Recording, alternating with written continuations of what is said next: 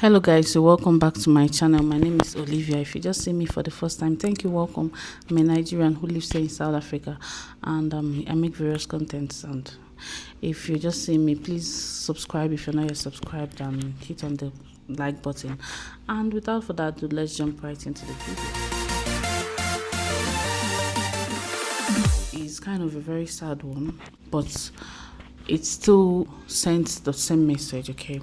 This statement, we are collectively poor but individually rich in Nigeria, is a statement someone made, and I feel as though it made so much sense to me, because you can see a lot of Nigerians are, some people are really rich and some people are poor, okay, but because of the system of Nigeria, the systems and structures and the way the government, the way the country functions, I can tell you for free that no matter how rich you are as a Nigerian, you could be individually rich, but we are collectively poor, okay?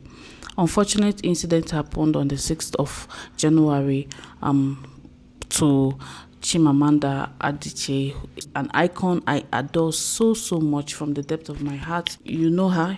Obviously, if you're an African, I'm sure you know Chimamanda. If you don't know her, of course, you know she is an author and an award-winning author from Nigeria. And Chimamanda is pro-Africa. She's pro-black. She's pro-Nigerian. She loves Nigerian. She loves Africa. She loves being black with every being in her. You know, she's a proud black woman. She always, doesn't hesitate to tell you, oh, I'm African, I'm Nigerian, I'm Igbo, okay? So she carries everything, that is Nigerian, African, blackness, she carries them for head, honestly, according to Nigerians. When they want to say, you're all about something, they can say you carry them for head. So Chimamanda is someone that carries being black, being African, and being Nigerian, to be precisely, for head, irrespective of wherever she goes to. She carries it with pride. There's something we call in Nigerian happening to someone, but Nigerian unfortunately happened to her. And my deepest condolences to Chimamanda and her family about this unfortunate incident of the loss of her young child, very young child, a 21-month twin boy of hers. I actually recently, when I was reading her book, Dream Count, she recently released this book, Dream Count. I don't know how many of you has read it, a very interesting one. That was one of the, her recent release last year, and she did a lot of tours, and I watched a ton of her videos, and she talked about grief. She talked about how she lost her mom and how she lost her dad, and she grieved, and the loss of her mom, unfortunately enough, she believes in spirituality. She believes in, she's in depth. There's a way she is. Chimamanda is a rare human. I don't know how to explain her. She's complex, but she is an icon I love so much. So she says that the loss of her mom really, allowed her to write again after she grieved, okay? So she is a deep thinker, she is a deep griever, and the unfortunate incident happened recently that Nigerian happened to her, like I said, where she lost her young child. What happened was that this child she came back from the US. She has a dual citizenship. She's an American citizen as well as a Nigerian citizen. But obviously she prides herself as being a Nigerian first above every other thing. So she always comes to Nigeria and all that. She will tell you she lives in 2 different places. So she came back for Christmas holidays in Nigeria with her children. She has a daughter and 2 young twin boys that she just gave birth to. The boys are 21 months old, and then one of the twin developed some sickness. He began being sick. His name is Nkano. May his gentle soul rest in peace. He started being sick, and he was taken to the hospital in Lagos, and we are supposed to fly the next day. He was supposed to go to John Hopkins. I don't know how it's pronounced, but it's one of the best hospitals in America. John, I think she had one of her degrees in John Hopkins, either a doctorate or something. So I don't know how affiliated she is to that hospital, but she was meant to fly the boy to John Hoskins the next day. But they requested a procedure, and that was actually in the night here, explaining the procedure to my husband, because I was reading what they say the situation is. And then just to get those particular procedure, they had to sedate the child. And obviously, because of the systems of Nigeria, the faulty systems of Nigeria, actually they went to the best medical center, so to say, in Nigeria, but because of the anyhowness of Nigeria and Nigerian hospital system, there was some malpractices, some mistakes, things that were not supposed to be done, to sedate a child, and there was a mistake. Because Chimamanda, she's not the kind of person that keeps smooth. She explained, she said that they overdosed the child with a sedating medication called propofol. My husband said it, and my husband was like, okay, that we are not even supposed to even administer propofol first. There are other sedating medication, because the baby was supposed to be in an MRI, scan. They wanted an MRI for the John Hoskins people, so that I think the idea is immediately he's coming to John Hoskins, they know what the situation is. They are taking him to the the right angle or the appropriate specialist. Okay, so because of this MRI, they needed a sedation, because obviously it's a baby. They sedated the child, but the anesthetists administered an overdose of this propofol. Not just that they administered an overdose of this propofol, they were not monitoring the baby. And after the baby became unresponsive. So the point is that from the time the baby became unresponsive, when they overdosed the baby, no one knows how long the baby became unresponsive, because if it was a case of overdose, they could have just resuscitated the child and all that. Maybe things would have been severed, but because they did not monitor the child became unresponsive. And when they realized, okay, they took the child to the ICU, intubated the child began to have seizure, and a few hours later the child passed on. That's so unfortunate. That's so sad. I almost did not sleep at night, almost, honestly, because of this, because I'm a mom. And I know that I have taken my kids to the hospital here in South Africa. I know how careful the doctors can be here. Because you know why? There are litigations. You can be sued if you are not careful as a doctor here in South Africa, even in the West. So because of the systems of Nigeria, the anyhowness of Nigeria, obviously, they know that things get swept under the carpet. People are not sued. People are not accountable. Lack of accountability. Because if you're a doctor and an anesthetist, and you know that if you do a mistake and that you can be sued for it, you will not make some kind of mistakes.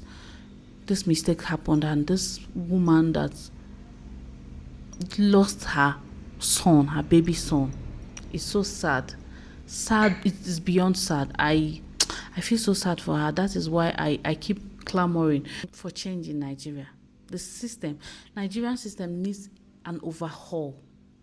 It needs a total overhaul. Even the mindset of the people needs a total overhaul. The anyhowness of Nigeria needs a total overhaul.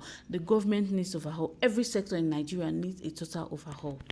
The case of this is being collectively poor in our mindset, poor in our thought processes, poor with accountability, poor with systems, poor with structures. That is Nigeria for you. We can be individually rich, but collectively poor. That is why if you are a Nigerian, you should not, pretend that things that happen in Nigeria does not affect you because you feel you're rich. Or you may come to Nigeria one day and Nigeria will happen to you. Chimamanda doesn't even live in Nigeria, and yet Nigeria just happened to her because we are poor. We are poor in our mindsets. This is not even a case of lack of equipment, because this hospital was equipped. This hospital had MRI, but it's a mindset thing. An average Nigeria lacks accountability. An average Nigeria is okay with anyhowness. They even said at a point, this baby came with an oxygen. He had oxygen. This anesthetist took away the oxygen of a baby that was sick, carried him here. Instead of putting him in a stretcher, or you know how they do it. I remember when my daughter was sick, if you want to go and conduct the test, it's either they come do the test in the hospital, if it's a test that cannot be conducted in the room or wherever, they will put that baby in on the bed and carry. How do you put a baby on your chests? A baby that had an oxygen. Anyhowness, poverty mentality, poverty of the mind, poverty of this system, anyhowness of the system is what happened to Chimamanda. It is unfortunate. Chimamanda doesn't deserve this because she is an icon. She is someone that has never brought Nigeria, the name of Nigeria and Africa in general, to disrepute. She is some woman that stands and defends Africa, defends Nigeria, defends Igbo, defends the black race. Chimamanda doesn't deserve this. She doesn't deserve this, and I pray that God will help her bear this loss. This is a loss she will never, that will never go away in her family. I don't know how she's going to deal with this, but this is just a wake-up call. Nigeria, our anyhowness is too much. Lack of checks and balances is too much. Like she said in that statement she released, that this doctor has committed this malpractice with 2 other children from the research, yet he was still allowed to practice. There was no litigation against him. Nothing was done against him. The same anyhowness of Nigeria, the poverty of Nigeria, poverty of the mind. Right now, I'm talking about the poverty of the mind, lack of checks and balances, bad systems, bad structure in Nigeria. Because if there was structure, here in South Africa, my husband will always tell you that if there was a situation where somebody lost their life, oh my God, that doctor will be sued. That doctor, if he's in the government sector, that doctor will go through different panels. He will go from province. He will face different panels and tribunals. If he's in a private sector, that doctor will be sued. But in Nigeria, no litigation. They are not even scared of litigation. They practice medicine anyhow. That is the collective poverty of Nigeria. So as Nigerians, we are collectively poor, and we may be individually rich. You may be in America, you may be anywhere, but when you come to Nigeria, you're still poor. So that is why I still clamor for change. We as Nigerians have to call for a reform. The government, we should start from the government, a reform of systems, reform of structures. There should be checks and balances. There should be a reform. If not, this is what will keep happening. And it can happen to anybody. You can imagine someone in the person of Chimamanda that has a lot to offer, that doesn't even deserve this. This happens to her. You can imagine what will be happening to the everyday Nigeria. I feel so sad for Chimamanda. I pray that the soul of her young son rest in peace. She doesn't deserve this. I pray she gets justice. I know she will get justice because at least the case of Anthony Joshua, I hear that the driver is being, charged to court because, of course, he's a reputable person. But what of everyday Nigerians? Everyday Nigerian that this happens to, do they get justice? I know she'll get justice, but I pray that as we are nearing towards the next election, is going to be next year, let us put a government that cares about the people. The government that is interested in changing the structures and system of Nigeria. The government that is interested in overhauling the whole system of Nigeria, because we need overhauling. What do you think on the comment section? Share your thoughts, and condolences to Chimamanda and her family. I really feel so sad for her. I pray that God will give her the fortitude to bear this loss, irreplaceable loss. And share your thoughts with me, and see you on my next one. Subscribe if you're not yet subscribed. Comment, share, and I'll see you in my next one. Bye.